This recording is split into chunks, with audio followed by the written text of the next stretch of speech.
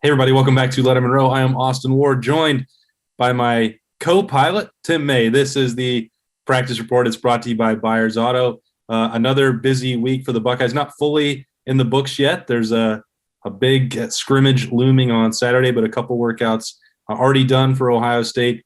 Next week will be the final week of those workouts heading into the spring game, which will have about a little under 20,000 fans in the Horseshoe, starting to get back to normal in that regard.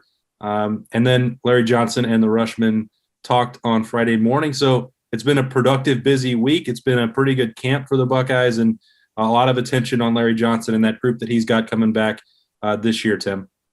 Yeah, Austin, you know how much, Awesome Ward, as I call you on my podcast, you know how much we lament the fact we don't get to watch practice, right? On a regular basis. We may even get to sneak into another one next week. We got to sneak into a couple this past week. But my point is this.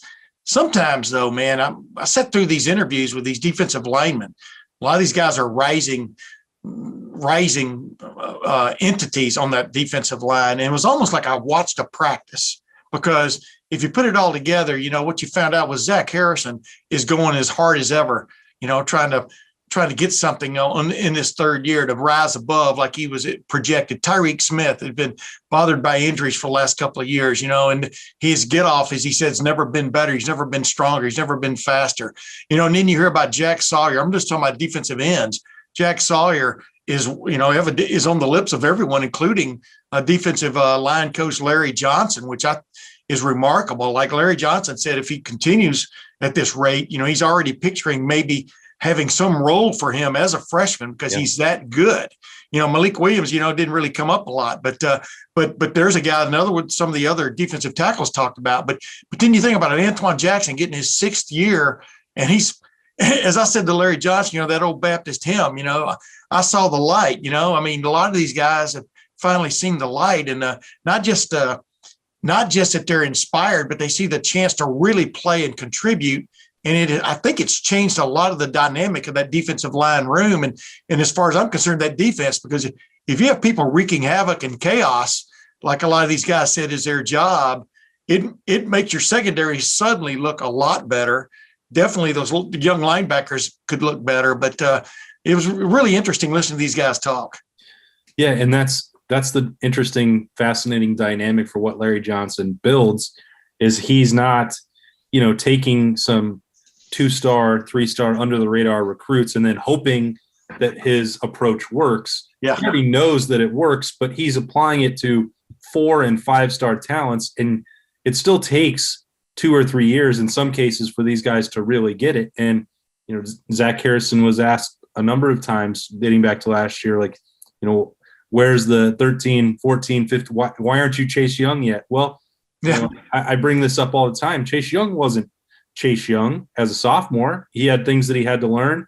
He had injuries that he had to fight through. So you can take part of his journey and apply it to Zach Harrison. That injury part, you can apply that to Tyreek Smith.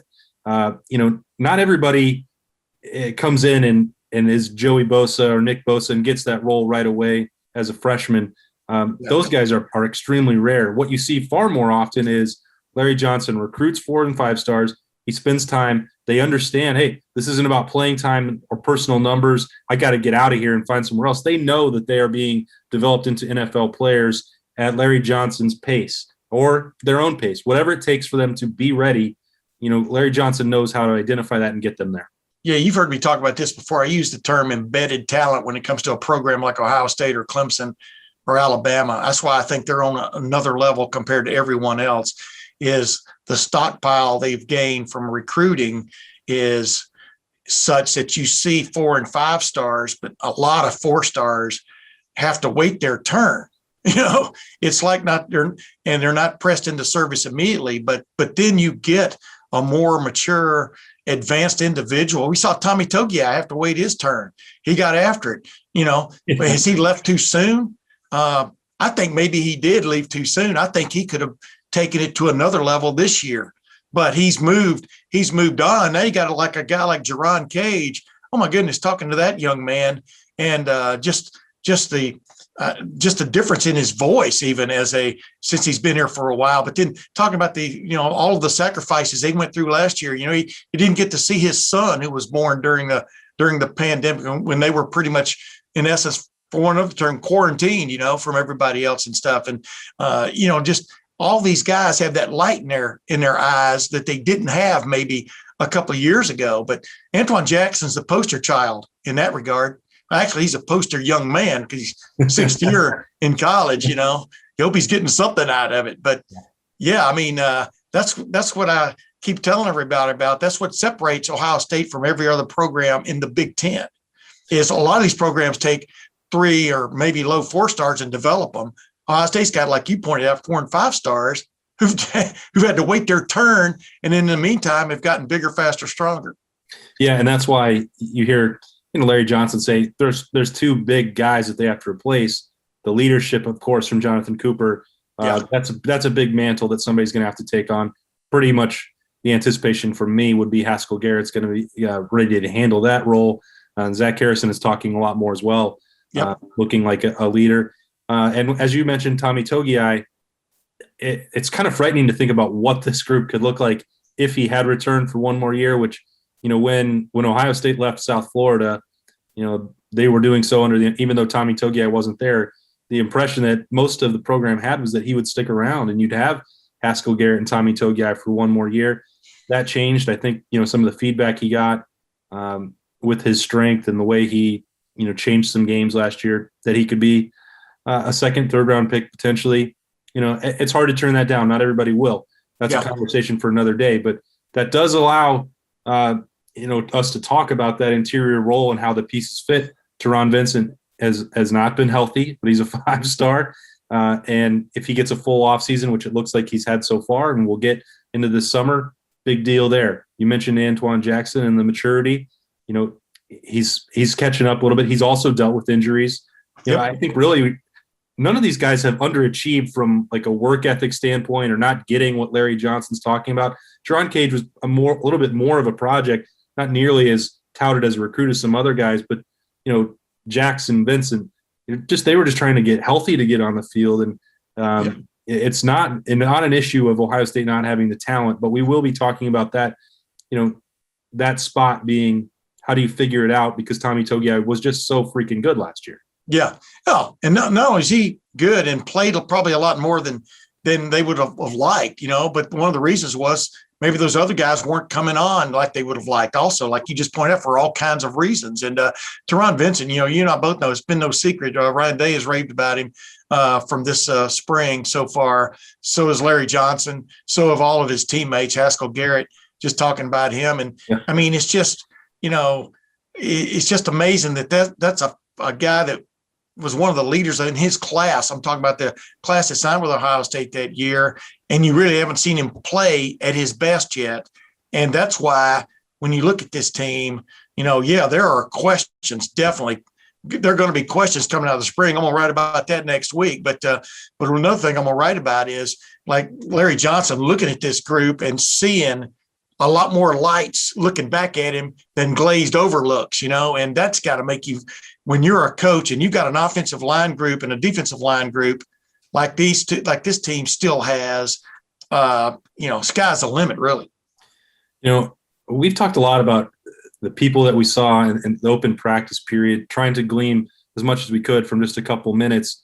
And, the body changes, we talk about that all the time. And we've rattled off 5, 6, 7 guys who really, wowed just when you walked in the door. One guy that did catch my eye, who I haven't mentioned, we haven't talked about it, haven't written about him, Javonte Jean-Baptiste. Yeah. And, I was trying to put it into context and asked him about this on Friday morning.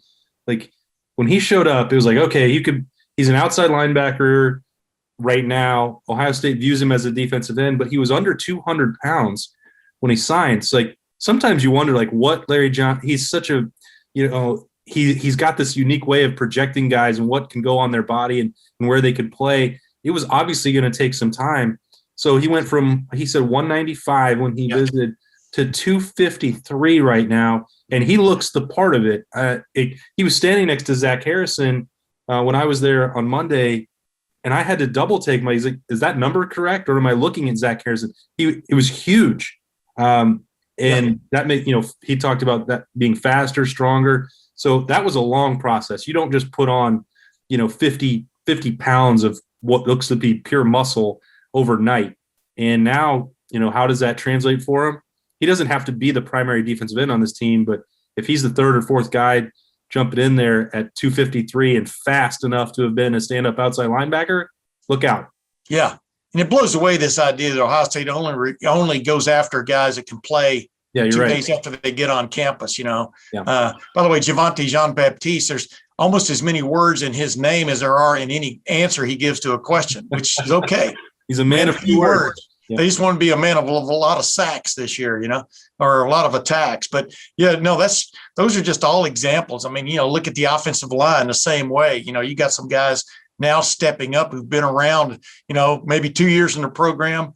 The thing these guys are all suffering from, but it's like that in almost every other major program over the last 2 years, is none of them had a spring last year. And they had this ridiculous offseason where they're working out, figuring out ways to, like, Nicholas Petit Frere hanging from his gutters, trying to do chin-ups and stuff like that down in Florida. I mean, all of these guys now have had a Mickey Marotti winter of some sort. It's a winter is coming. Sometimes that's not what you want to hear if you're an Ohio State football player. But spring is coming too for these guys. And Antoine Jackson, really interesting what he said was, when I asked him about, finally getting to take that next step, because like you said, he's more healthy than he's ever been. But he says the summer is really going to be important for him. So there's a guy who isn't jumping from spring to fall without thinking about getting better between spring and fall, if you follow my drift. And it kind of goes the same way with all of these guys. And as much as you want to see Jack Sawyer, have that shot early, because, man, not only great player, imposing looking player as a youngster, but also a great person. We've all had our Jack Sawyer interludes, and they were great. And when I have him on my podcast, but you want to see a Tyler Friday and a Javonte Jean-Baptiste, rise to the occasion, because it's in them. Yeah, I still wonder if there's a spot for Tyler Friday as that 3 technique with his skill set. To me, just begs for it. Let me interrupt you, but you heard what Larry said, man. You would love to have, like at that nose tackle, you'd love to have a guy 350 who just gets after it on every play and can throw people out of the way, but he'll take quickness and speed over almost anything else just to cause havoc.